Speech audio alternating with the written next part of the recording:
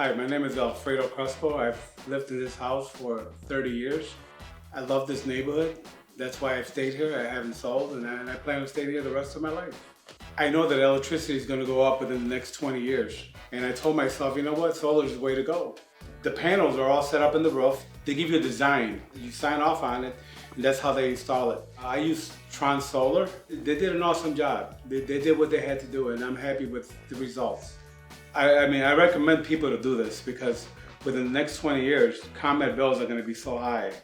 I don't know who nominated me, but I will find out because you know what? This got me, it was a shock to me that you guys are here. I know it's one of my neighbors, but I will find out.